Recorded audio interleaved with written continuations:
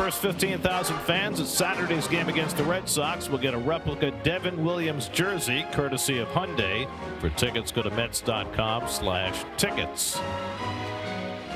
Your odds update presented by Bet365, where winning is everything. And speaking of the Red Sox, around the majors presented by MSK, Ranger Suarez was supposed to face the Mets Saturday. He won't. He's going on the IL with a groin injury. Red Sox have been pitching brilliantly this year. They don't hit a whole lot. And Wilson Contreras is out of their lineup today with a sore foot. We'll see if he's ready to go this weekend. Sean Manaea ready for the start at Citi Field. First pitch coming right up.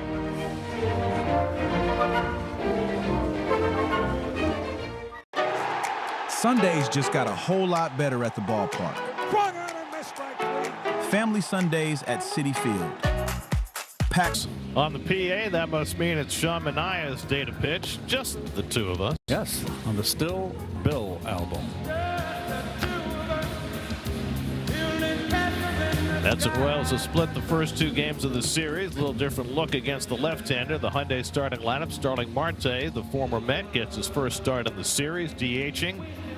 Lane Thomas will lead off for just the 13th time this year. Luke Maile will do the catching. Salvador Perez moves to first, and Sean Manaea will face that lineup. 20th appearance, his of 6th start, and as I mentioned in the open, if you people were tuned in out there, if you weren't, you missed a dandy. His splits are from the right-handers: 276, 14 doubles, 3 triples, 6 home runs. That's a lot of extra base hits and home runs. So that's what he's got to be careful of. There's only 2 lefties in the lineup. I mean, 1 lefty in the lineup he has to face today. There's a lot of numbers he threw out there. That's all right. How do the defense? It's a day game. A Genesis defense, Garrett. Be specific. Same outfield guys are out there. Mark Vientos, only his 2nd start at third base, both under Andy Green. Brett Beatty is now his 13th start at second base. Lane Thomas has had quite a week. He leads off against Manaea. His first pitch, and Thomas hits it deep to left, and that ball's going to sail out of here. Lane Thomas on the first pitch of the game rockets a home run. It's his 7th straight game with an extra base hit, the longest in the majors this year, and he wastes no time giving the Royals a 1-0 lead. Wow. Talk about being ready to pounce. I blinked and I missed the swing. But it's a high ball, and he's a high ball hitter. Sean's going to have to keep the ball down. I mentioned the right-handers. That's right down the pipe, above, in between the letters and the waist. He stays level, Thomas, on that high pitch. That's why he's a good high ball hitter. So 1 pitch, 1 run for the Royals, and now here's Bobby Witt Jr., and he hits a ground ball to second base. Very aggressive early game swinging by the Royals. Beatty throws out Witt for the first out of the day. Nice level swing, full extension. Oh, he knew he had that ball. Was a Vinny Bomarito. Second leadoff home run this year, 9th of his career for Thomas. After Carter Jensen led off the first 2 games, they put Thomas up there, and he delivers. So 2 pitches by Manaea, 1 home run, 1 ground out. Here's Salvador Perez, who likes to swing early, but he takes a pitch outside for ball 1. Perez has great career numbers against Manaea, 6 for 18 with 3 home runs. Sal playing first base today after DH in the first 2 games. He's been catching less and less this year. He's got a little bit of an elbow problem. 15th season, 3 home runs shy of George Brett's 317 home runs, which is the Royals franchise record. And sweeper is popped up behind second base, and Beatty is out to call. And catch 2 out.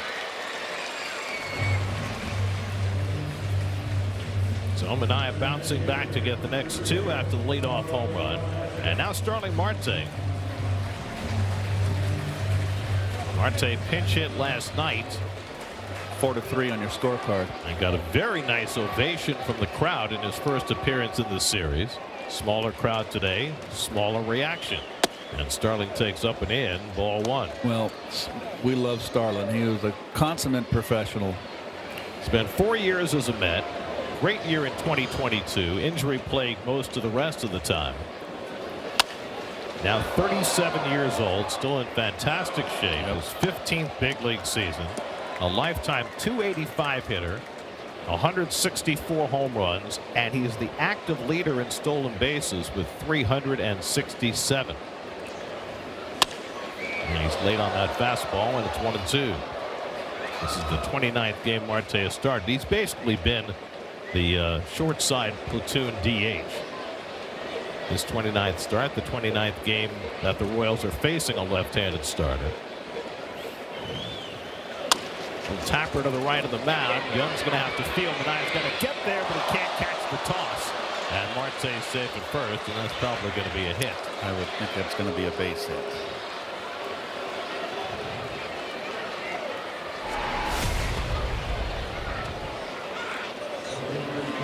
Marte can still get down the line, and he was going to beat Manaea to the bag even had Sean handled that throw. No doubt. A little tougher for lefties to get over there and cover first base. But they should. They should. Just a little more difficult. They've got further to run.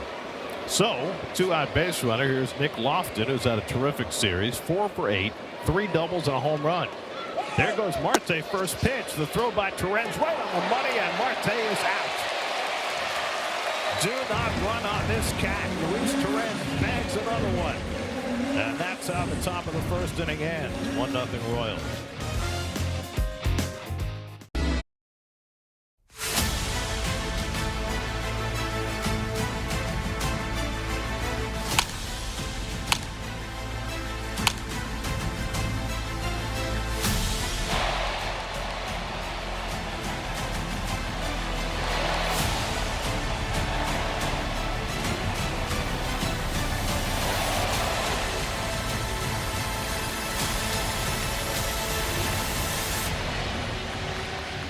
No Lindor in the lineup today, but Soto and Bichette are in there right behind A.J. Ewing, who delivered instant heroics last night with a leadoff home run. Lane Thomas has opened with a home run already, and now Ewing faces Michael Wacha and drives this one out to center. This one will stay in the ballpark for Lane Thomas.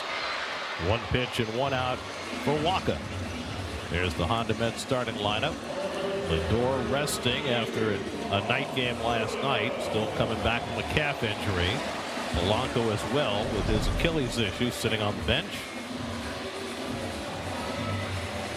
35-year-old Michael Wacha leads the American League in innings pitched this year, and that, as much as anything else, is what has gotten him to the All-Star game this year. Here's Soto, 1 for 8 in this series, bluffing at a bunt and taking a strike. Let's had Michael Wacha in 2020.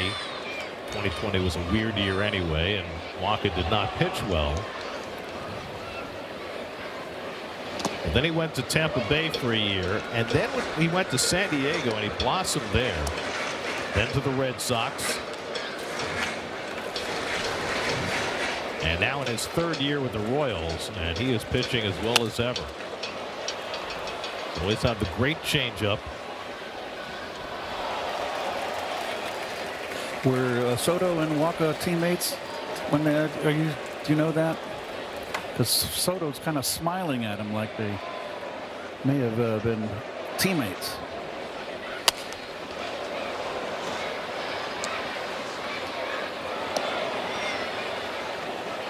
Soto was just in San Diego for that, what, year and a half? Yeah. Before he went to the Yankees. I don't think they overlap, but they could have. Changeup taken low, 2 balls, 2 strikes. Wacha, of course, started out with the Cardinals. First-round draft pick out of Texas A&M in 2012. Well, started out with a bang. Now it is 14th big league season. And Soto yanks one foul. But when we saw him for the first time in spring training, Gary, I know you remember, we were so impressed with he started against the Mets in spring training, and we went, holy cow, this guy's got a future. He got off to a great start with the Cardinals. And strike 3 called, came with the fastball after all the changeups, and he gets Soto looking for the second out. Your Royal defense brought to you by Tri-State Chevy dealers. Luke LeMailey gets the start behind the plate. That's only his second start. He's recently been called up. Tyler over at gets his first start at first base. Perez is 11th start at first base. He primarily DHs and catches. There's a lot of positions I brought up there, Gary. I got away from the numbers. Did you mention Caglione in right field? No, I did not. I've not got enough time. Bichette hits one foul into the netting, and it's 0-2. Bichette's got great numbers against Waka, 7 for 16 with a home run. Waka has fond memories of this ballpark. He threw his first career complete game at Citi Field against the Mets as a Cardinal in 2017. Bounces that curveball, and it's 1-2. His breaking stuff has been hit hard this year, but his changeup's as good as ever. And even though he doesn't throw as hard as he used to, he's still having a nice year. Now, I like this uniform top with the real deep blue. You like it better than the powder blues? I do, very much so. It's too faded for me. See, I like the powder blues because it reminds me of George Brett and Frank White and those great Royals teams. It does, but I never cared for that uniform. Did you like the Cardinal powder blue better? I love the powder blues. I love wearing those. I do not have a powder blue jersey. Someone, I'm sure, can get you a Cardinal powder blue jersey with number 37. Real McCoy. That's why I mentioned it on the air, Gary. I'm hoping that someone's listening in St. Louis. I do not have one. I have a white. I saved my white jersey, but I didn't get my road blues. Now, generally, when you leave a team, do you take a jersey with you? Is that a thing? I stole it. Oh. I took it. Subterfuge. I took it. You just stuffed it in your bag, didn't ask anybody. That's right. Did they send you a bill? No. Well, maybe they will now. I should have kept my mouth shut. Seventh pitch of the at-bat coming to Bichette with 2 out and nobody on. And Bo reaches out and plucks that one foul. Michael Wacha on the All-Star team. He made the All-Star team in 2015. And now 11 years later, he's back on the All-Star team. Only the 3rd player with 10 or more years between selections. The other 2 were Bert Blyleven, made it in 1973 and then not again until 1985. Bert. And Schoolboy Rowe, Linwood Rowe, known as Schoolboy, 1936 to 1947. Now, Schoolboy had a couple of years in the service for World War II, in course, intervening, but still. 1-2 coming. Chopped to the right side, ranging wide is Perez. Wacha gets over to cover, and that retires the side. 1-0 Royals after 1. Second inning, Nick Lofton leads off against Sean Manaea, takes a sweeper for a strike. Lofton was at the plate when Starling Marte was thrown out trying to steal to end the first. Lofton, then Jack Caglione and Isaac Collins against Manaea. We got ambushed in the first inning by Lane Thomas, hitting the first pitch out of the ballpark. I'll say, and Ewing tried to do the same thing. He swung at the first pitch, but it was up and in, and he got in on him a little bit, and he flew out to center. Well, you can't hit a leadoff home run every day. No, of course. Ewing, when he hit the home run last night, became the 2nd youngest Met ever to hit a leadoff home run. Second only behind Greg Jeffries. That's right. Jeffries came up in '88, right? Was it '88? Yeah, he came up briefly in '87, but for the last part of '88. But it was in '89 that he hit the leadoff homer. He played every day in '88, and he had a good finish, boys. Lofton goes down swinging. Manaea has his first strikeout. Well, here's the motion of Sean. Steps a little bit towards first base line. 2 starts ago, Manaea's arm angle went even lower in Toronto, from 15 degrees down to 10, but he was back up to his normal 15 degrees against the Braves last time out. And lefties hitting .227 against him, which is not surprising. He's a hard work for a left-hander. Caglione's hung in okay against the lefties. He's got 5 of his 14 home runs against left-handers. There's a couple of doubles in this series. And he takes a fastball for strike 3 call. Or, oh, excuse me, it's only the second strike. Still get 3 strikes even on a Thursday afternoon, Keith. Yeah, it's digging. Now it's strike 3. I was just pressing. I just knew he was going to start calling you Karnak. That's the 100th time Caglione has struck out this year.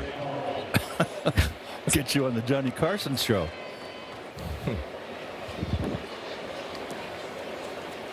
Two out and nobody on. Now Isaac Collins, 2 for 7 in this series. Switch hitter batting right-handed, hitting just .218 from this side of the plate. Royals are 8-20 when a lefty starts against them, which is interesting because they actually have better numbers against lefties than they do against righties in terms of batting average and OPS. I bet you a lot of it has to do with their pitching staff and particularly their bullpen. Their pitching has really struggled this year. Anaya tries a sinker and misses. 2 balls and a strike. Matt Quatraro. That's a tough name to pronounce. Every time I say it, I feel like I'm messing it up. That's why I don't even try. Off the end of the bat, Anaya grabs the spinner and throws out Collins. That's the 3rd out. So a strong inning from Anaya. 1, 2, 3 with a couple of Ks. And motion for life. Home second inning. Carson Benj leads off against Michael Wacha. Benj is 4 for 6 in this series. He is getting cleanup for the first time in his big league career. He has. I mean, they're all kind of just getting comfortable in the big leagues. Ewing and Benj. It's been fun to watch. And they just supplied some energy. This is the part about being in the broadcast booth that I love, watching the kids come up and develop as the years pass.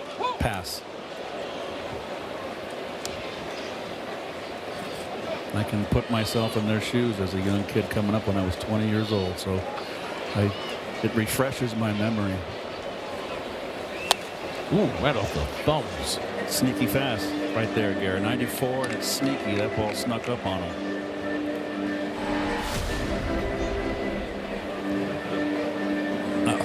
That is something you want to delete. Well, at least he was able to foul it off. Precisely. He didn't want to swing. That's why it looked so bad.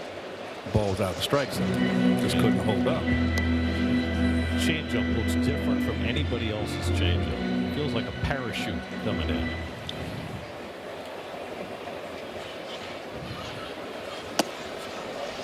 This is down with the changeup, so Benj able to lay off a couple of them, and now it's 3-2. Francisco Alvarez on deck, and then Jared Young for the Mets in the second. I think the pitchers know, like young hitters, and these two guys they know they're good hitters. They want to hit fastballs when you're young. And they want to see if they can expand the strike zone on these young guys, get them over anxious, and flail out of the strike zone. But these two guys know. Ewing and Benj know the strike zone. And it's too high, ball 4. So Benj, after falling behind the count, works out a walk. And the Mets have their first base runner of the day. Score big on authentic gear at MLBshop.com. From official jerseys and memorabilia to hats and hoodies. Visit MLBshop.com/Mets, the official source for your Mets gear. Oh, wow, look at this. I love to see the. One thing I hate to see a baseball diamond empty. It's hard to cover the entire field with 3 fielders. They need to recruit the Frisbee players in right field. Well, maybe they got great range. Well, it's like Eddie Fader, the king in his court, so the old softball pitcher. Oh, yes. He played with 3 guys behind him. Alvarez DHing today after catching last night. 1 for 3 in this series. Takes a cutter just off the plate. It's 2-0. I think they're a little gun shy about challenging. I thought that ball had the top of the strike zone. The Mets have had too many wasted challenges early in low leverage situations. Boy, they sure have. And I know when Carlos Mendoza was managing, it was a constant source of discussion. And I'm sure Andy Green has tried to reinforce that. It's one thing if you're 100% certain, but if you're not, wait. There's a call strike, and it's 3-1. Manny Gonzalez calling the balls and strikes today. Tom Hanahan, Ron Kolpa, and Tyler Jones on the bases. 3-1 after a leadoff walk. And Alvarez takes a big rip at a high fastball, and it's 3-2. That's that pitch that he just can't lay off when he gets ahead or 2 strikes. 3-2, nobody out. Benj at first. He's running. Alvarez strikes out. The throw to second base by Melly is not in time, and Benj has a stolen base. 13th of the year for Benj, his second in this series. Alvarez struck out for the first out. Yes, you saw him peek back because there's 2 strikes. You got to take a look. Just make sure you pick up where the ball's going, and you don't lose your stride when you do a quick peek like that.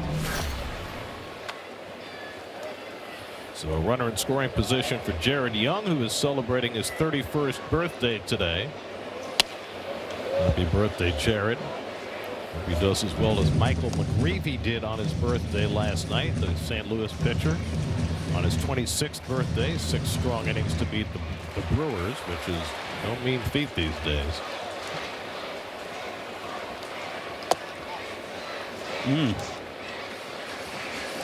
Brewers like cold hard facts on Michael Walker. Grew up in Iowa City. Went to Texas A&M. First round pick by the Cardinals. 116 big league wins. Young toward the right field corner, headed toward the wall, and it's off the base. That'll bring in the Mets' first run.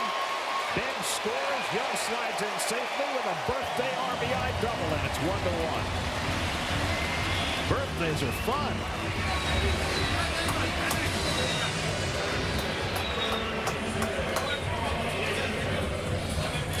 Flex that ball in the middle and down. It was a cutter that just out over the plate. He went out and got it. Short hops the wall.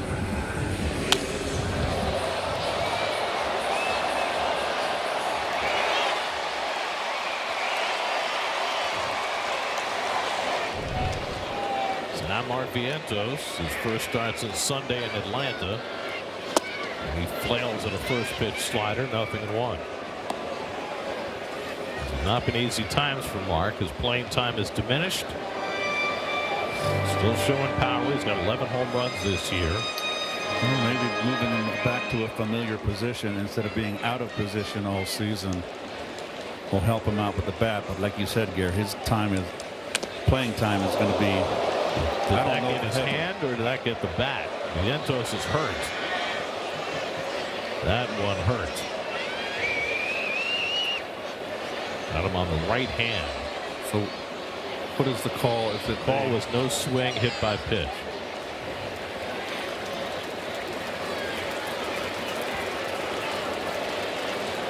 Right back of the assistant athletic trainer out there.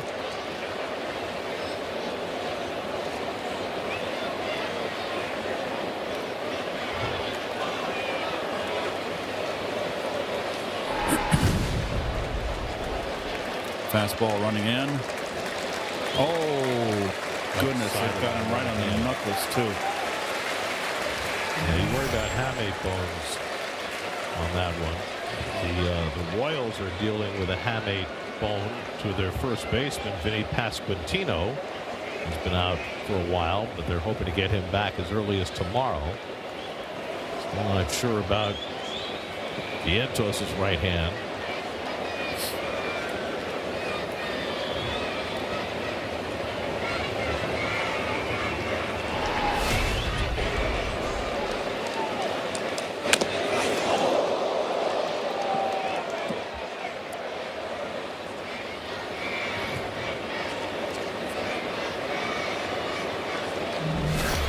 Vientos going to stick it out. Yep.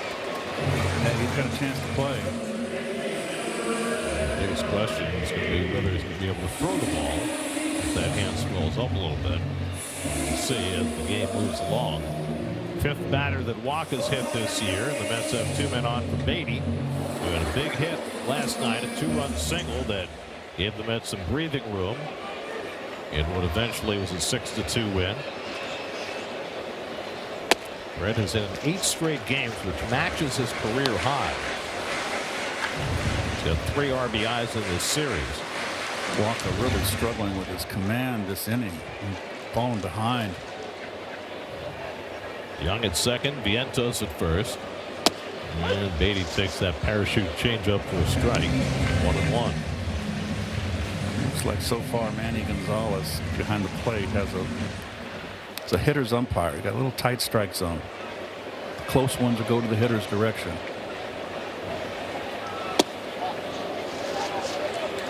Big hole on the left side for Beatty, with Witt shaded up the middle, and the third baseman Lofton having to play straight up with a runner at second base. A big hole over there to shoot at.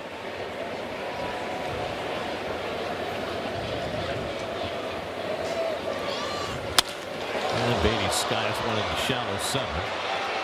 Up goes Witt, but Thomas comes in to call. And that's the second out. Let's see where the right side of the infield is going to position themselves against Torrens here. Well, without the first baseman having to hold the runner, that allows him to play well off the line. I agree right there, but I still say move the second baseman over a little bit. And I wouldn't give that much line to Torrens. He can go down that line.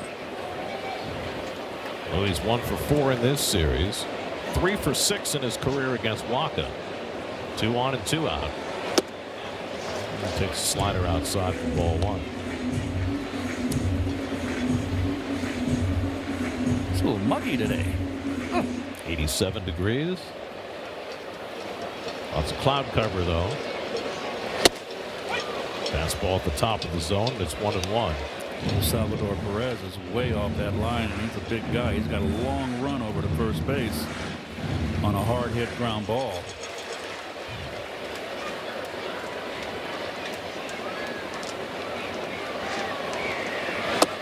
And a knee-high fastball for a strike, and it's 1-2. So Walker working top and bottom of the zone against Torrens. This is what we did a lot here when I played. When a hitter like Torrens was up, Pete Rose would be an example from the left side.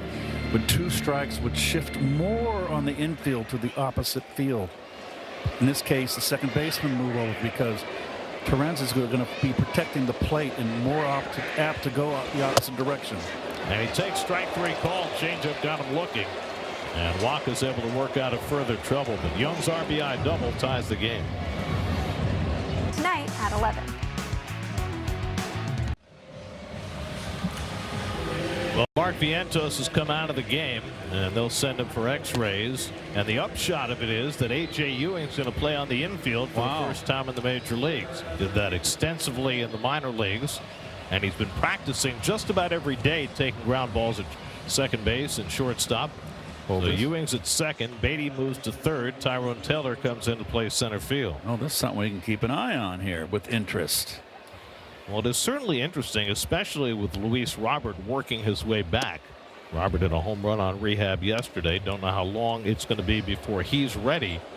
But once Robert is ready to play, there's every reason to think that the Mets at some point will use Ewing at least some of the time at second base, at least until Marcus Semien is ready to play again. Ball and a strike to Tyler Tolbert, who had his record-setting streak. Reached 12 straight at bats with a hit in the first game of the series, then took an 0 for last night.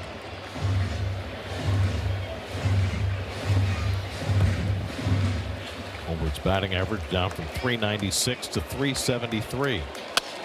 Take that, though. Certainly.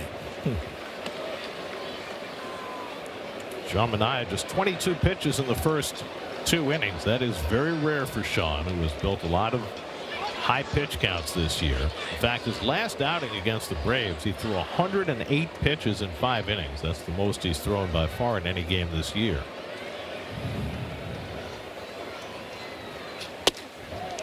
And Tolbert takes the fastball upstairs. No swing. 2-2. Has averaged 18.2 pitches per inning this year, which is very much on the high side. And I wonder, coming off 108 pitches and pitching on regular rest, whether the Mets are going to limit Manaea today. In his last start before the All-Star break, Homer yanks one foul, and so he's got a long at bat going. Luke Manley, the number 9 hitter, on deck, and then Lane Thomas for the Royals here in the third.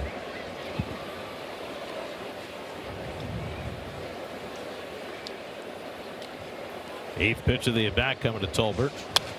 Fouls back fastball to stay in. Last year, when Sean came back from the injured list, his first appearance was against the Royals in relief in Kansas City, and he pitched really well. Wound up losing the game, but struck out 7 over 3 1/3 and gave up just 1 run.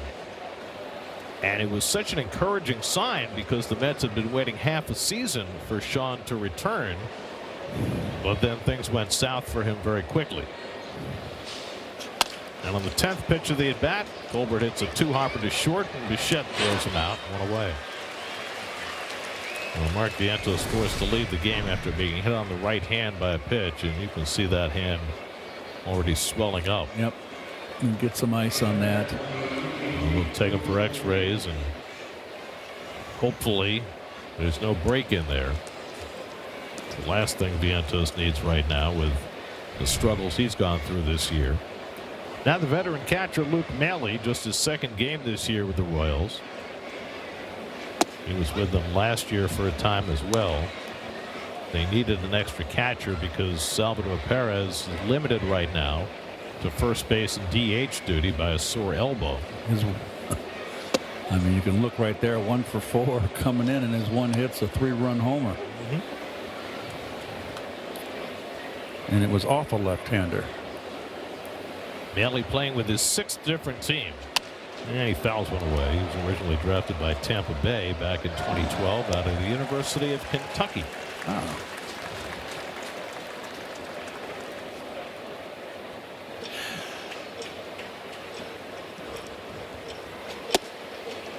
And that fastball rides up and in, 2-2. Lane Thomas, the on-deck batter.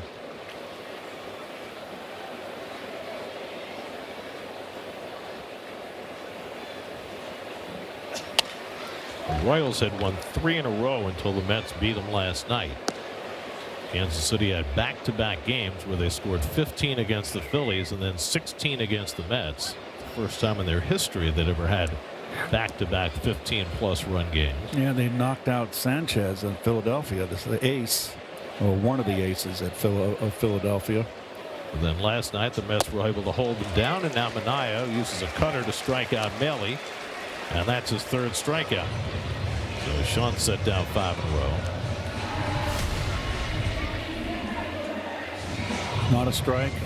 You can't call it a back foot slider because it's horizontal to the ground. So it's a back calf slider. So now Lane Thomas is just sizzling hot. First pitch home run his first time up. Last 7 games, he's had an extra base hit in every one of them. That's the longest streak in the majors this year. 7 straight with an extra base hit. And it's 1 shy of the Royals club record of 8 straight with an extra base hit, which is held by Danny Tartabull, who did that in 1991. Manaea this time quickly ahead 0-2. And he misses low with the fastball. The wind is starting to kick up a little bit. There are thunderstorms in the forecast as we move through the afternoon. Certainly feels like it could rain. 1-2 coming. That's driven toward the gap in left center. Cutting across is Soto to make the grab. Side retired. Manaea gets a 1-2-3. A.J. Ewing has been hotter than anything over the last month, injecting himself into the rookie conversation. Oh yeah, Mets rookies of the year. Tom Seaver won it. Well, look how young 16 games his rookie year in 1967. God. Gary Koosman should have won it the next year, but he didn't. John Macblack won it in 72. Now, like one of the underrated figures in Mets history. Darryl Strawberry in 83, and then the very next year, Doc Gooden in 84. Yep. What a thrill. Think about Darryl, when he's that young and he's taking a picture with Willie Mays. And remember the guy with the long hair? Yes. He won the Rookie of the Year before he won his 2 Cy Young. And there's another one. Pete Alonso set the rookie home run record, 53 of them in 2019. And the Mets have themselves a trio of outstanding rookies this year in Ewing, Benj, and McClain. I would say right now, you have to say Sal Stewart of the Reds is probably out of the lead as far as Rookie of the Year consideration. Ewing flying out to center on the first pitch he saw from Michael Wacha. And he fouls back the first pitch fastball, 0-1. Let's check in with Steve Gelb. Steve? And Gary, A.J. Ewing on a power surge right now, 5 home runs in his last 14 games. But I have been so impressed with how he's talked about that stretch publicly, insisting that he is not a power hitter, that this is a byproduct of him staying within his approach, which is to be short to the baseball and just try and hit line drives. Let me tell you, in this day and age, that is really, really refreshing to hear from any player, let alone a 21-year-old, when early on in the big leagues you start hitting home runs, you can get intoxicated by that, change your swing. And Ewing consistently says that it is important that he does not do that he doesn't change his swing, and that this just remains a byproduct of him doing what he does when he's at his best. I'm not the least bit surprised. He's very, very disciplined. And he tips the changeup for strike 3. Good change there. Strikeout for Wacha. It is like a floater, isn't it, Gary? This one runs away. Drops almost like a curveball drops. It's interesting to hear Ewing say that, because I'm just reading a story this morning about Wilson Contreras, who was having his best year with the Red Sox, who are coming in tomorrow. And Contreras said he changed his approach this year from thinking about power to just trying to put the ball in play, and as a result he's having his best power season. And it's amazing how often hitters seem to have that epiphany. There's no question. The balls I've hit the furthest, Gary, I remember I took Mike Scott upper tank off the facing in Busch Stadium, old Busch. I was shot off Jesse Orozco. 2 strikes, and I thought the ball was by me, and I just reacted, and 2-strike hitting, and just reacted, and I just clicked. So yes. 3-0 to Soto, and Wacha throws a strike. And guys, I do think that, especially in this day and age, a lot of hitters have gotten away from that, and you know, the launch angle revolution was one thing. I think it's starting to go back the other way a little bit more, but as a young hitter, there are plenty of hitters who have come up and they've almost been taught to try and hit home runs, and for many hitters that is not the way to actually accomplish that goal. Soto draws a walk, and you know, Soto's a great example of that. Yordan Alvarez in Houston is a great example of that. Guys who are not trying to hit home runs, but just hit them because they're great hitters. I remember with the right fielder for the Cardinals, Jordan. They sent him down and told him to hit fly balls, and I think they set him back, and he's got his swing back this year, and he's just I like what I've seen from him. And he's going to be in the home run derby this year, and you wonder, especially in light of what you just said, whether that's going to mess him up at all. How can you send some kid down and say you got to hit the ball more in the air? Sheds it sharply. Colbert with a nice play, and he gets the force. The relay to first in time for the double play. Tolbert has done everything in this series. Now a great defensive play at second base. Tri-State Area Jeep Ram dealer. Kind of a murky day in New York. Some rain coming later. Bobby Witt Jr. leads off and takes a sweeper for ball 1 from Sean Manaea as we start the 4th inning. Manaea gave up a first pitch home run to Lane Thomas to start the game, but he's retired 8 of 9 since. Witt grounded out on the first pitch he saw. And takes that sweeper high, and it's 2-0. Salvador Perez on deck, and then Starling Marte. Mets have held Witt in check so far in this series, 2 for 12 so far. He is their superstar. Just his 5th big league season. Already has 117 home runs, 178 stolen bases, lifetime 290 hitter, and great defense as well. Nye makes it move his feet. It's 3-1.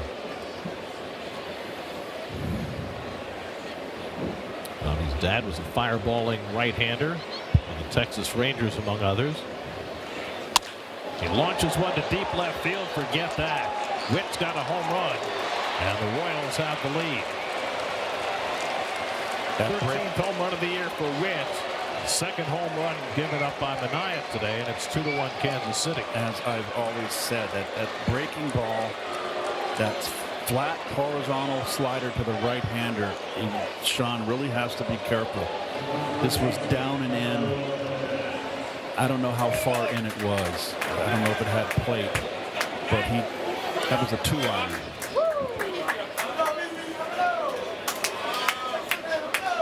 With second career homer against Manaea. And then Perez, who has 3 of them, takes a backdoor sweeper outside for ball 1. It's the 8th home run that Sean has given up. Yes, to right-handers. 2 today. Perez flies one out to right. Benj has to track it backwards. No backpedaling catch. He misjudged that ball at first. Slider, and he got out in front. Didn't break that much. He tracked that one nice. Got that top hand over. Let's see on the overhead where this pitch is.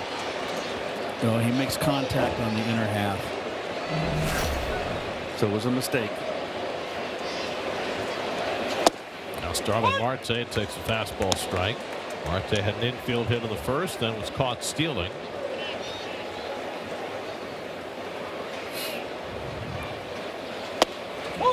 Ooh, that was a high strike. Changeup that was not intended to be there, but it worked out.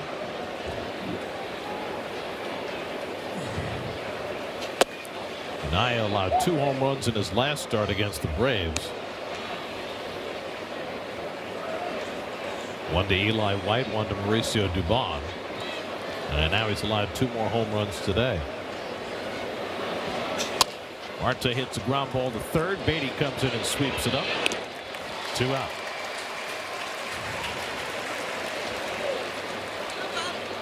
Ten home runs allowed now by Manaea this season in 72 innings.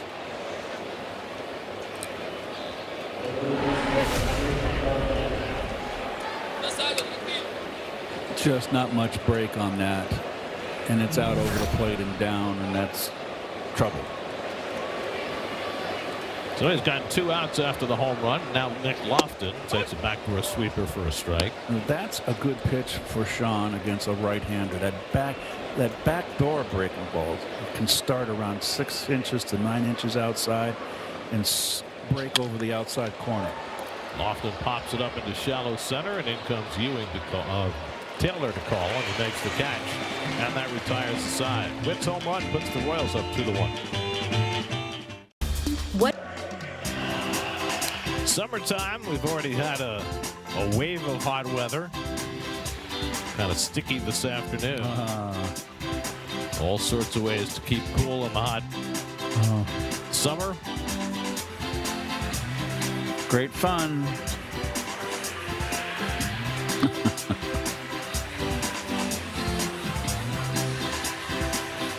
When your bubbles and your braids intersect.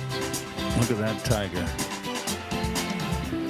Temperature has dropped about 10 degrees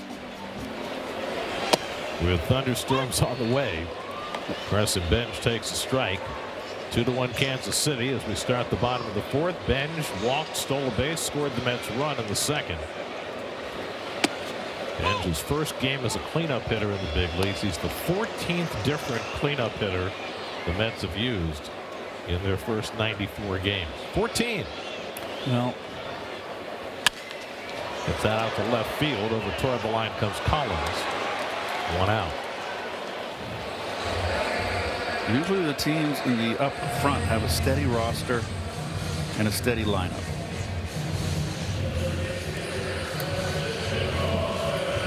Now Francisco Alvarez, who struck out his first time up.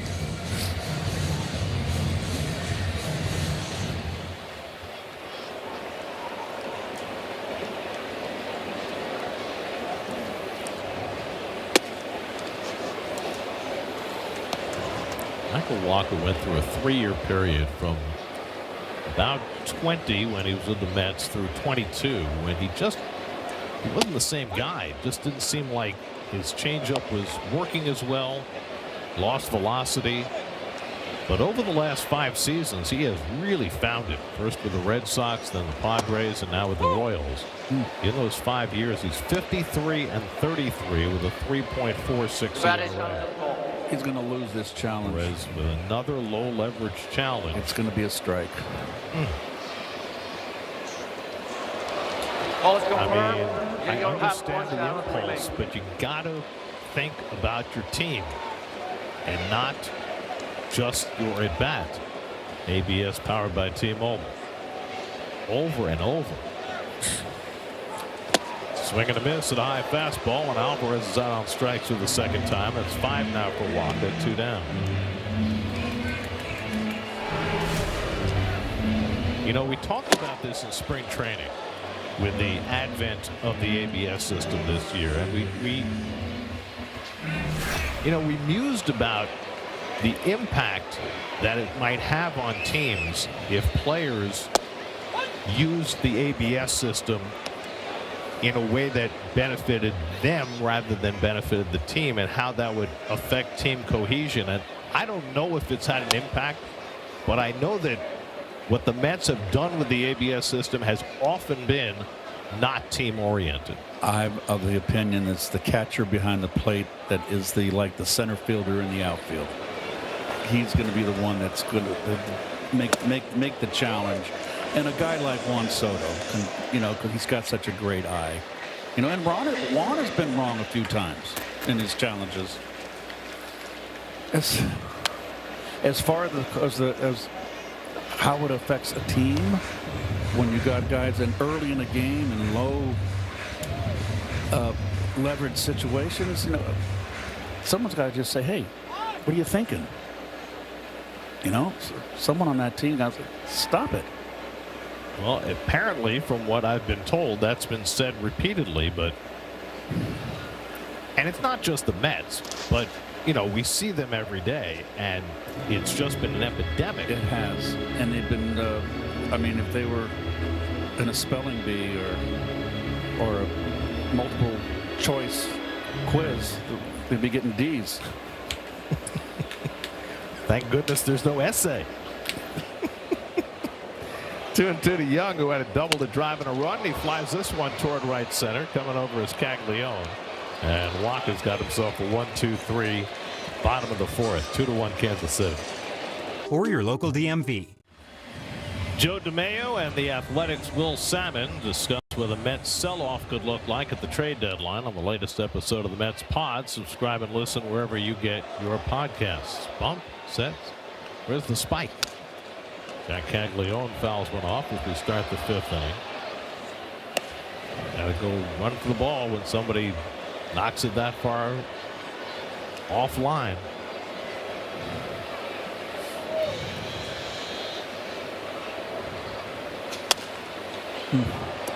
Caglione struck out his first time up. Isaac Collins and Tyler Tolbert to follow against Minaya.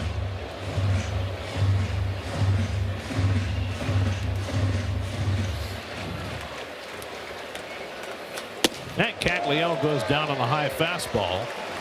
Strikeout number 4 for Minaya. New York Mets baseball on SNY is brought to you by Ford, the official truck of the Mets. Test drive their amazing lineup at your local Ford stores. By Prevagen and by the State Farm agent of the game, Floor Cawley of Glendale, New York. Contact Floor at floorcawley.com. Here's Isaac Collins, who had a comebacker his first time and now hits another one. 2 times up, 2 1-3s. And Manaya's got 2 quick outs in the 5th. Now Tyler Tolbert is on himself quite a few days. He has the Allstate Good Hands replay. It's a bullet right here. Terrific play. Starts the double play on Bichette. Played it back, get the longer hop. Well done. And that's a familiar feeling for Michael Wacha this year. The Royals infield defense has been really good. And with Wacha keeping the ball down in the zone. He's now had 13 ground ball double plays turned behind him. Tied for second most in the majors behind George Kirby of the Mariners and Braxton Ashcraft of the Pirates. Tolbert has to move his feet, and it's 2-0. Anaya keeping his pitch count down today. 61 pitches through 4 2/3. That is a very positive sign for Sean, who threw 108 pitches in 5 innings in his last start in Atlanta. Tolbert hits one back up the middle and smothered by Ewing, but he has no play. So A.J. Ewing gets his first action as a big league second baseman. And shows nothing he could do against Tolbert's speed. Shows his athleticism, his range. I mean, he's come a long way for this ball here. Yeah, he's fast. We know that. Wow. And he played over 50 games in the minor leagues at second base. So he knows what he's doing out there. And as we mentioned, he takes ground balls at least a few times a week. You should start taking them every day now. There's Tyler Mahle. Big lead for Tolbert at first. And Mahle carves one foul. Tolbert's got 10 steals and 13 tries. Mahle struck out his first time up. Tolbert was almost exclusively used as a pinch runner and defensive replacement last year. He's a speed guy first. The fact that he got 12 straight hits, I think, was not on anybody's radar. He's got a huge lead. I think he's going to run. Sean needs to throw over. And he pick him up. Oh, better throw would have had him. Yes, he was gone. He was going to go. He would have had him with a good throw. Oh, ouch. Can we get back? Oh. Right on the helmet. Did his hand get back in time? Challenge the call. He's out. How about that? On the helmet before the hand got back. This is going to get overturned. So despite the bad throw, Young does a great job going up to get it and getting the tag down on Tolbert's helmet. Yeah, this shouldn't take very long. Play under review presented by Citizens, making sense of the play. Bill Miller and Todd Tishner are the crew chiefs of the replay center. And so the pickoff by Anaya is first of the year, the 13th of his career, ends the top of the 5th. Still 2-1 Kansas City. Tyrone Taylor will bat for the first time as we go to the bottom of the 5th. Taylor came in after Mark Vientos was forced to leave after he got hit on the right hand by a pitch. And Taylor pops one up foul. That'll come back out of play. Tyrone got a couple of starts in Atlanta and hit 2 home runs in that series. This is his first at bat in this series. Came in as a pinch runner in the 8th inning last night. Beatty and Terrence to follow against Michael Wacha, who had a 1-2-3 4th. Wacha's been a true workhorse this year. He leads the American League in innings pitched. 14 times in his 18 starts, he's gone at least 6 innings.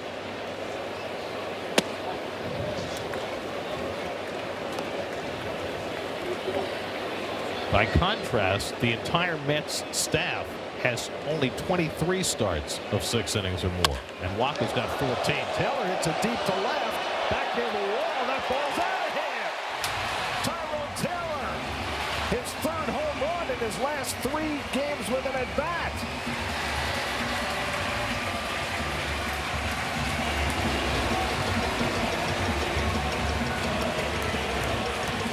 Number 6 for Taylor, and the Mets get even. It's 2-2. How many times does that happen? So when you come to the ballpark not expecting to play, and that person that comes in does something big. He had a home run Saturday. He had a home run Sunday. Didn't get an at-bat for the next 3 days, and now in his first at-bat of this game, he ties up the ball game. Taylor last year had a power outage. Sure did. But he has shown it this year. So Tyrone off the bench gets the Mets back even.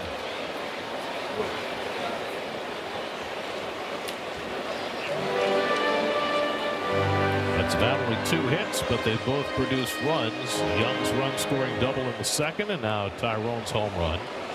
0-2 to Beatty. And Brett takes a fastball just inside. What's the off-speed pitch that he hit? Sorry, Gary, I didn't mean to step on you there. You can get up now. You can step on me all you want. Knock me down. Step on my face. Slander my name all over the place. Do anything that you want to do. I jumped the gun here. Here's the pitch. It's a fastball cutter out in front. I'm not really out in front, but he had to reach for it. But see, he's got good balance. Hands are back, and he had to let go with one hand. And that, when you let go with one hand, and you just got that your lead, in his case, his right arm, it extends it at the last moment, and that barrel goes out further, and you're able to catch it. That's nice hitting. That makes sense to you, Gary? Sure. Okay. Beatty hits it hard, and he's got a hit in 9 straight games. A long, career-long hitting streak for Brett Beatty.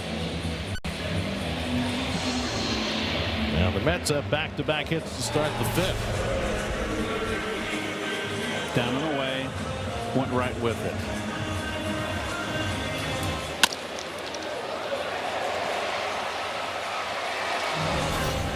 So the go-ahead run at first with nobody out. Here's Luis Torrens.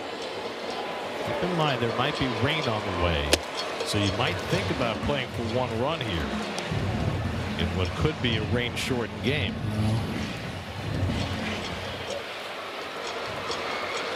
Torrens took a call, 3rd strike his first time up, and he's late on the fastball, and it's 1-1.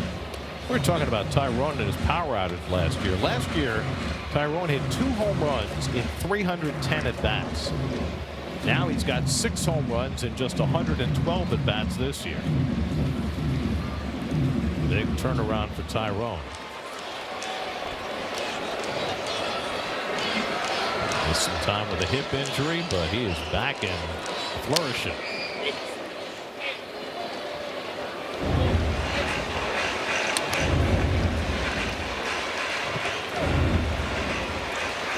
Big right side of the infield for Torrens. I mean, it's so inviting.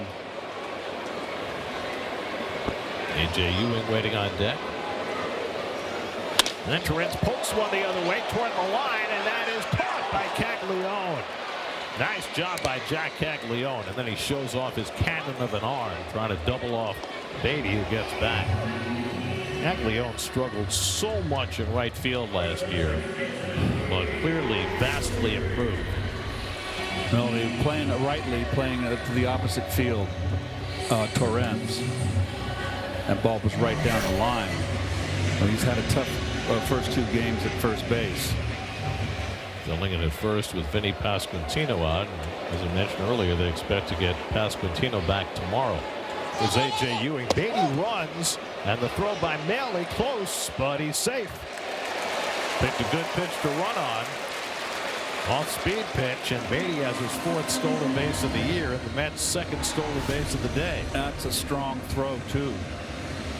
Just got in. If he had the throw in front of the bag, the only way you were going to get Beatty.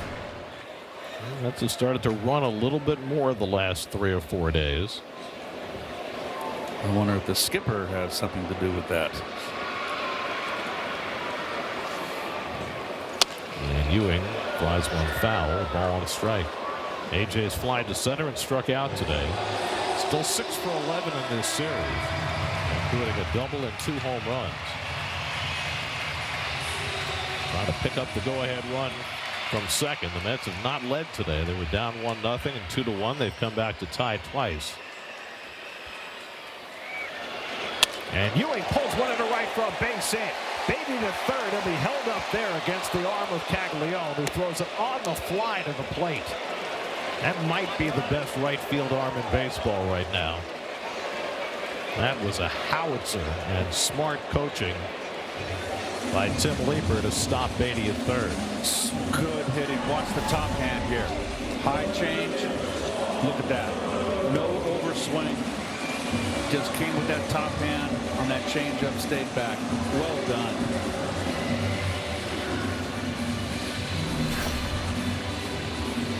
I think you got a future, young man.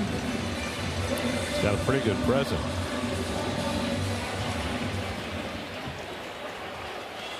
Now first and third and one out with Soto coming up. And if you're Waka, how do you negotiate this situation with Soto at the plate and Bichette on deck? Got a pitch.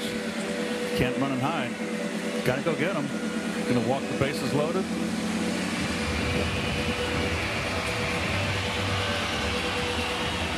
This is what you only as a pitcher. I would obviously, I'm stating the obvious. You want Soto to come up either leading off an inning or with no one on base.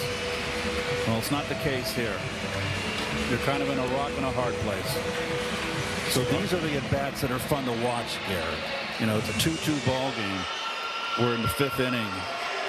This is a big pitcher-hitter confrontation. Soto struck out looking in the first. He walked in the third. Infield back at double play depth.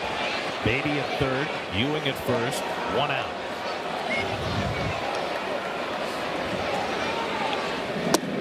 Waka paints the inside corner, and Soto's going to challenge the call. I think if it's on the inside corner, it's a strike. It wasn't low. I'm going to say it's a strike. And it is, and the Mets are out of challenges. You have no challenge. So the Mets are out of challenges in the 5th inning.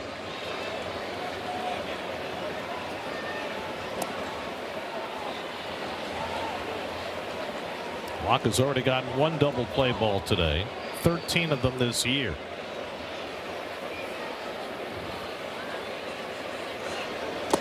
And Soto takes the curveball in the dirt. Good stop by Maley. A ball and a strike. It's amazing that Soto never chases, hardly ever, and with good balance takes the breaking ball down in the dirt.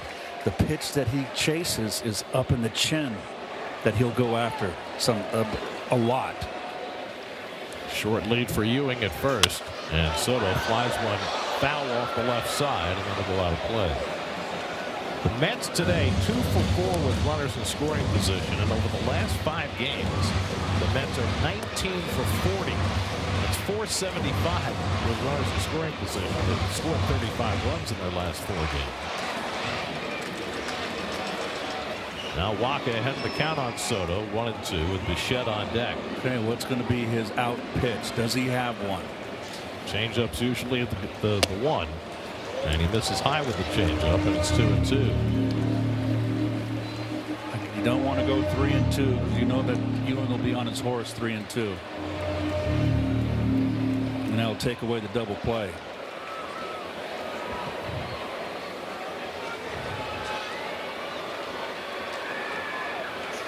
And that's inside. He came with a fastball, and now it's 3-2 to Soto. Let's see if he doubles up inside. That's, to me, the only pitch. Ewing's been taking very short leads at first base during this entire at bat. Beatty's at third. 3-2 with 1 out. And Waka will check in on Beatty.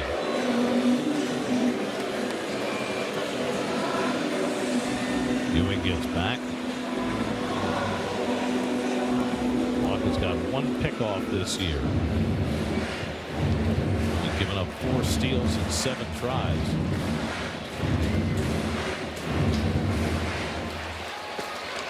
Already up to 90 pitches on the afternoon. He's got a big one to make to Soto. 3-2. And another throw over, and Ewing gets back in.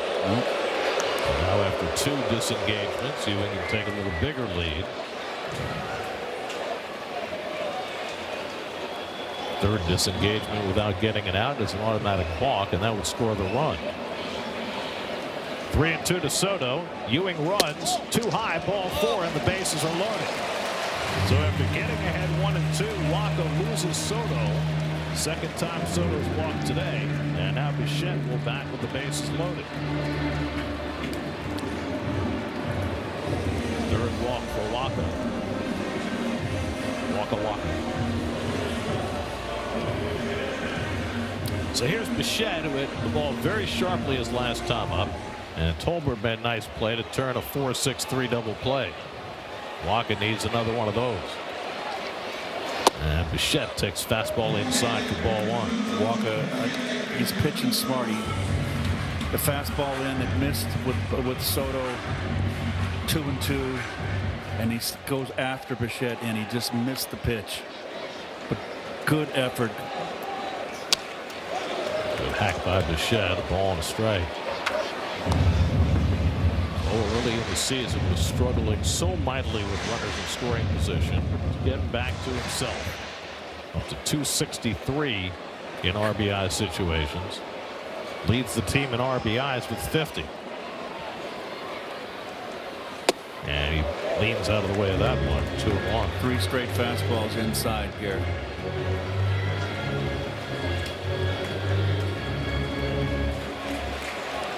Bichette has one of the Mets' 2 grand slams this year. Soto has the other one. And Bo yanks one foul into the netting. 2-2. Is that a curveball? Boy, that one dropped. No, that's what I was talking about. That parachute changeup. Usually the left-handers, he gets it to horizontally run away.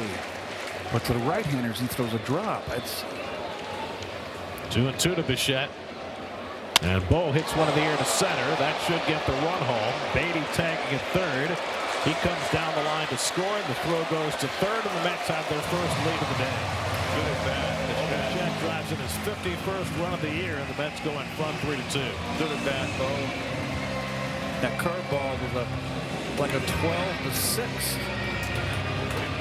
And almost it crowded him, but he made the adjustment with his swing. Here's a pitch sequence. First pitch, fastball in, miss, 1-0. Coming in again, that had right down the middle, got away with it. Another fastball in, 2-1. The parachute change, pulled foul. There's the curveball, but he got it inside and crowded Bo because he's protecting the plate with 2 strikes. Now Bench pops one up, shallow center. Coming on is Thomas and drops in for a base hit. Ewing scores. The throw to third gets away. Up on his feet and coming home is Soto. 2-run score on the play. Bench winds up at third, and the Mets have a 5-2 lead.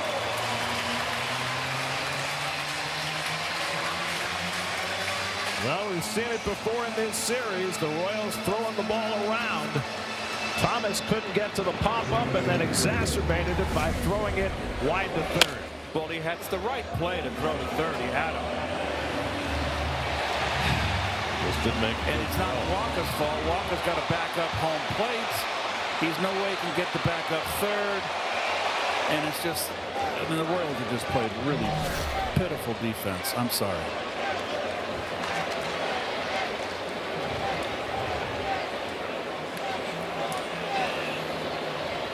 Something about Bench putting the ball into play.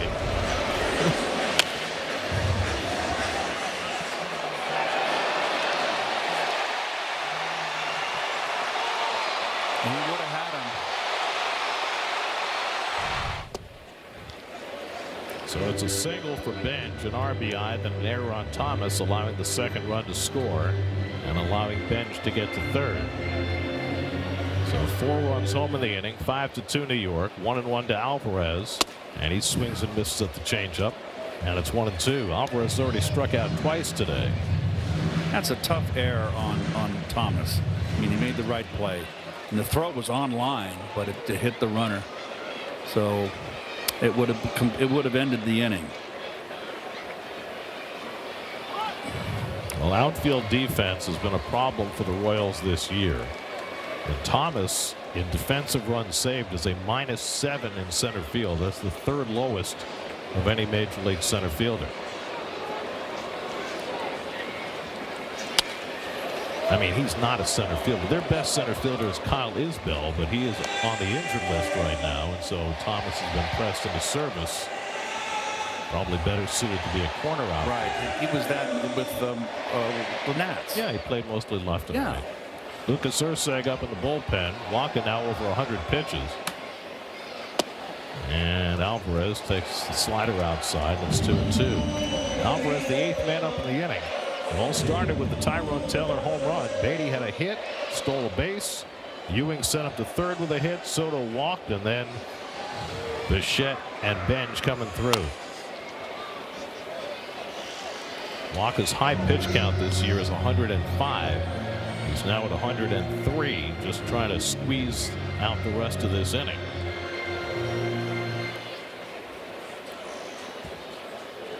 Seventh pitch of the at bat coming to Alvarez. And he drives one to left field, and that ball's in for a base hit. And that'll bring in Bings with the 5th run of the inning. Francisco Alvarez tacks on with an RBI single, and it's 6-2 New York. Second straight day the Mets have had a 5-run inning. Alvarez put the capper on it in last night's game, and he does it again. Good effort by Collins. Just can't get there in time. And that's it for Walker. So Walker out after 4 2/3. Lucas Ursek coming in. Call to the bullpen brought to you by Nissan. Shop NissanUSA.com.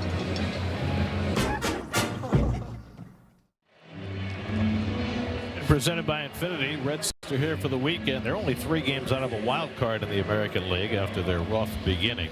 They don't hit much, but boy, do they pitch well. And then after the All-Star break, the Mets go to Philly and Milwaukee. Brewers have been fantastic this year. And we've already seen the Phillies and what they can wreak. Lucas Ursek in to face Jared Young and misses down with the sinker. Young, the 9th man up in the inning. Ursek closed out that 16-12 first game out of only a 5-pitch 1-2-3 inning. 5 runs are home in this inning. Alvarez at first with 2 out. And Young lines one into left center for a base hit. Alvarez is going to go first to third. Collins going to second. Young trying to get there, and Young is safe. Good hustle. Second double of the day for the birthday boy, Jared Young. Love it when Jared goes that opposite gap. Doesn't try to pull that pitch away. That's hitting it right where it's pitched. Well done. Runs well, too. Just crept in there. The 5th hit of the inning for New York. Now 2 more in scoring position for Tyrone Taylor, who began this inning with a home run. And a check swing foul nearly took out Beatty in the on-deck circle. Here we go again. It's the 4th time the 2 teams have batted around in this series. Taylor is now homered in 3 straight games in which he's had an at bat. It's the first time in his career he's had a 3-game home run streak. Now he's got a chance to hit 2 in 1 inning.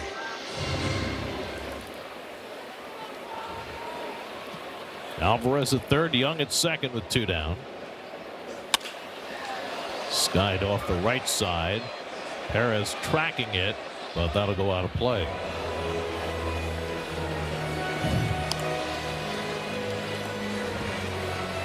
That's batted around in the 8th inning last night when they scored 5. They've batted around in this inning.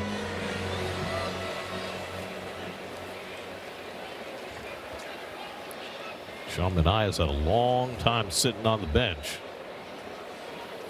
He should have plenty left in the tank. Taylor punches one down the right field side, and that lands foul. Just foul. Your Audi game-changing drive came to lead off this inning with number 28 at the plate.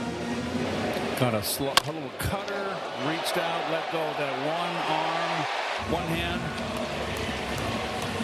Number 6 on the year. I mean, he has more home runs in his last 3 games than he had all of last season. Crazy. But you know it's in there. I mean, he had as many as 17 in a year with Milwaukee. He's an immensely strong guy. Base hit here could plate 2. 1-2 from Ursek, and that's downstairs and blocked by Maley. 2 balls, 2 strikes.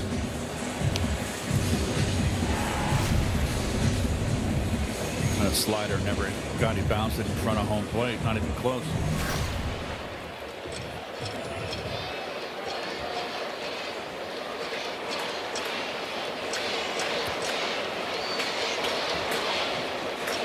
Ursek, 3rd year with the Royals after starting out with the A's. This has not been his best year so far. And Taylor able to lay off off that slider in the dirt. Bailey again able to block it, but now it's 3-2. The walk would bring Beatty up with the bases loaded.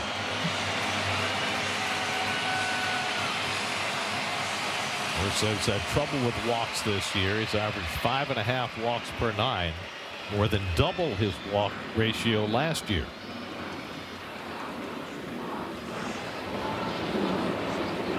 Three-two to Taylor. Redmond back grounder behind the bag. Lofton with the long throw on target, and the side is retired. The 10 Mets come to bat. 5 of them score. 6-2 New York after 5. Glenn, motion for life. Well, it's been nearly a half an hour since Sean Manaea threw his last pitch. We'll see how he fares off that long rest here in the 6th, now with a 4-run lead. Luke Maile, the number 9 hitter at the plate. Fouls the first pitch into the ground, 0-1. Lane Thomas and Bobby Witt Jr. to follow. Manaea has given up a pair of solo home runs to Thomas and Witt, but only 2 other hits, and he hasn't walked a batter over the first 5. Maile fouls away a fastball, and it's 0-2.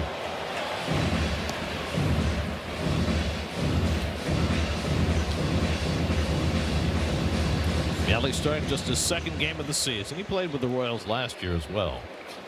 And he takes strike 3 call. So Manaea on 3 pitches sits down Maile. That's his 5th strikeout. 1 out. Red Sox are coming to town over the weekend, and Steve Gelbs has the scouting report. Yeah, Gary, you're 100% right with what you said in the last half inning. The Red Sox are surging right now. 5 straight wins, 10 of their last 12. Just 3 games back of that AL wild card, and they're doing it behind some great pitching all around. 16 of their last 19 starts have been quality starts. The bullpen has the 2nd best ERA in the American League, and when you get that type of pitching, you don't need all that much offense. Since May 27th, when they score 4 or more runs, the Red Sox are 20-3. Of course, the best pitcher is Thomas, out to right field for out number 2. The best pitcher has been Sonny Gray, and they will see him tomorrow night. Sonny Gray against Nolan McLean. 10-1 this year, a 2.61 ERA. And it's going to be very interesting to see what the Red Sox do with Gray at the trade deadline. When they were struggling, he was looked at as a top trade chip, but now back in the race, you wonder if they hang on to him. Well, they need, if they want to make a run, they've got to add some offense. With Roman Anthony out, it's left Wilson Contreras really is the only offensive contributor this year. Contreras is out of the lineup today. He fouled the ball off his foot last night, had to come out of the game. They're playing the White Sox this afternoon. No score in the 3rd. I mean, Contreras has a .921 OPS, 20 home runs, hitting .285. But the rest of that lineup has really sagged. Fastball call strike, 1-1. It's Contreras' first year in Boston, and he has really infected the Red Sox with his combative style. We've seen a lot of that. The other thing about Contreras is, you know, he's waiting on an appeal of his suspension after that dust up last week. So there's a possibility he might have to serve that suspension this weekend. So that bears watching as well. Bobby Witt takes the back to a sweeper outside, and it's 3-1. But Sonny Gray's been great. Peyton Tolley, that looks like he's a slow pitch softball player. He's had a great year so far. Jake Bennett has stepped in. He threw 7 scoreless innings last night. How does a slow pitch softball player look, Gary? Have you looked at Peyton Tolley? Well, dial up his picture. Okay. I mean, they're only 3 games out in the American League wildcard race, which is amazing considering how they started. But, you know, they went for pitching this year. They brought in Sonny Gray. They brought in Ranger Suarez. Suarez, as we mentioned at the top of the broadcast, went on the IL today with a groin injury, but he shouldn't be out long. Well, the fact that outside of the Yankees, everybody is 500, 1 game above, even, or 1 or 2 under. Witt flies one out to right center. Back in the gap. And that retires the side. 1-2-3 for Manaea after getting 6-2 in the 6th. Some of the camp kids who found their way to Citi Field today. For the rubber game of this series, Brett Beatty hits a ground ball right to Tyler Tolbert. 1 pitch and 1 out for Lucas Urseg in the bottom of the 6th. Love how every camp group has their own colored T-shirt. Yes. And no 2 groups seem to have the same colored T-shirt. Did your parents send you off to summer camp here? Of course. They just wanted to get rid of you. That's what it was. You know, there are no Jewish parents in New York who don't send their kids to summer camp.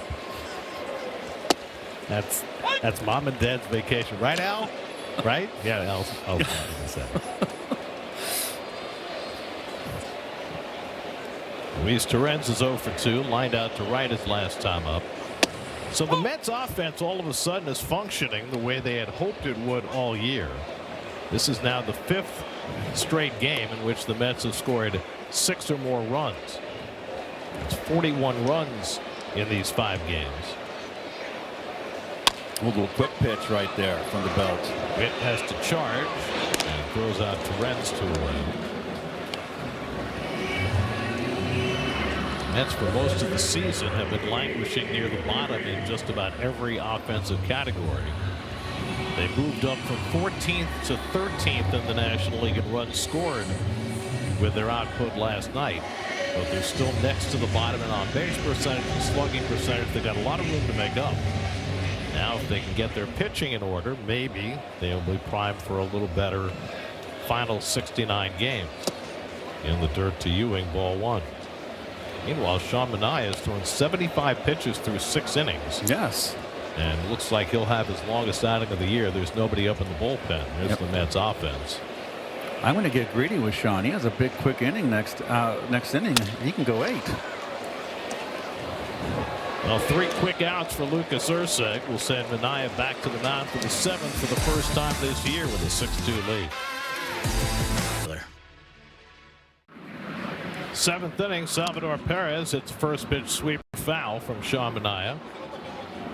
Sean pitching into the 7th for the first time this season. 75 pitches through 6 after throwing 108 in 5 his last time out.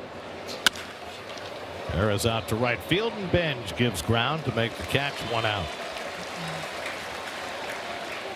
Opening game of the series with the Red Sox tomorrow night. Nolan McLean and Sonny Gray. How is Sonny Gray not on the All-Star team? Craziness. Absolute craziness. 10-1, and you got Wheeler 9-1. With ERAs well below 3. Well, we'll see tomorrow.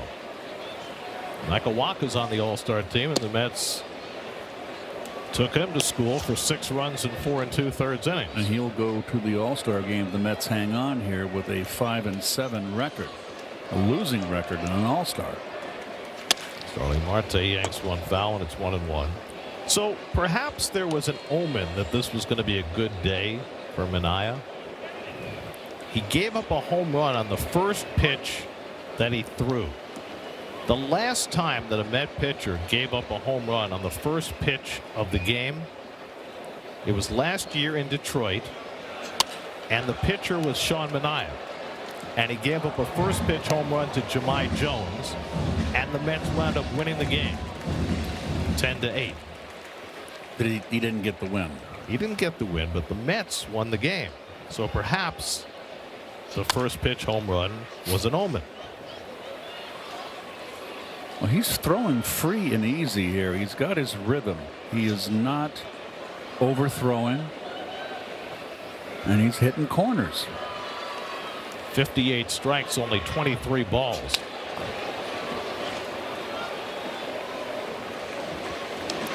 Marte is 1 for 2, had an infield hit in the first, but was caught stealing. So they've had 4 hits in the game, 2 home runs, and the other 2, 1 caught stealing, the other picked off. Swing and a miss. Got him with the changeup. So Manaea strikes out Marte. That's 6 Ks now for Sean. 2 out in the inning.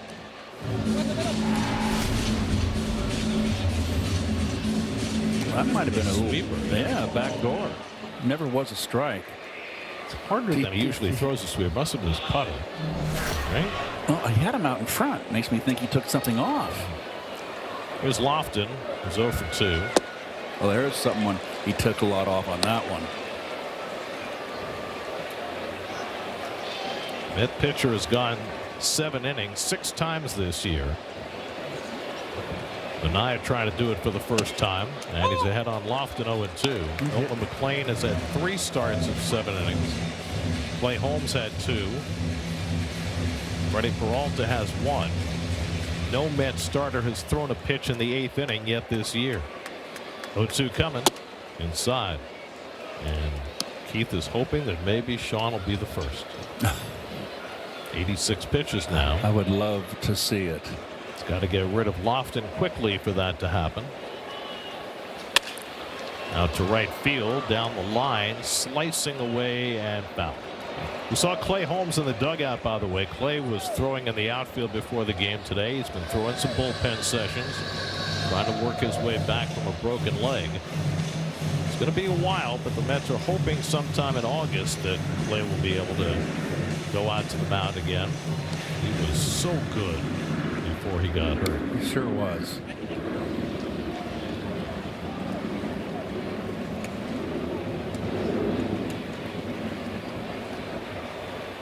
One and 2 to Lofton. That's laced toward the gap in left center. It's down for a hit. Soto overruns the ball, and Lofton will make it to second. Juan got a little more than a little lackadaisical on that one.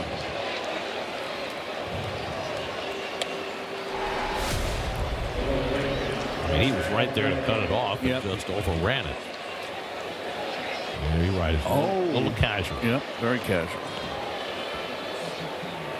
There'll be a single and error on Soto, allowing Lofton to advance. So that's the 5th hit against Minaya. And now Jack Caglione. And he waves at a sweeper away. Caglione's looked a little overmatched against Minaya's breaking stuff today. Struck out both his at bats. Well, the side-arming left-hander, this is a tough mark for any left-hand hitter.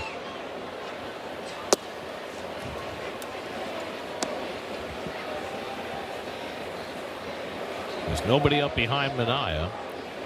Beck Way, the right-hander, is up in the Kansas City bullpen.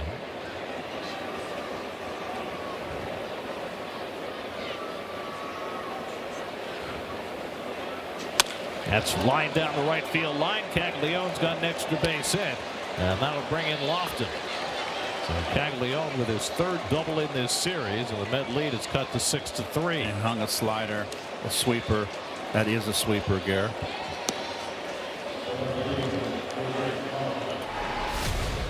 Stay, look at that, right down and in, inner half.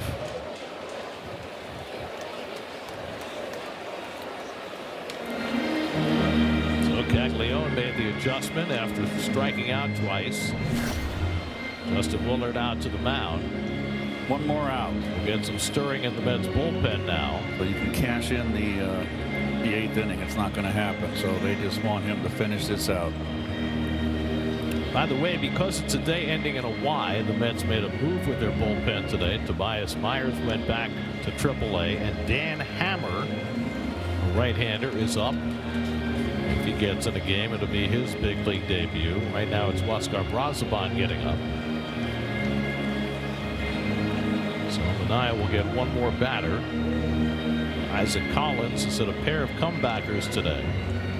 Sean got the first 2 men out in the 7th, but now back-to-back hits by Lofton and Caglione have produced a run, and Minaya needs to stem it right here.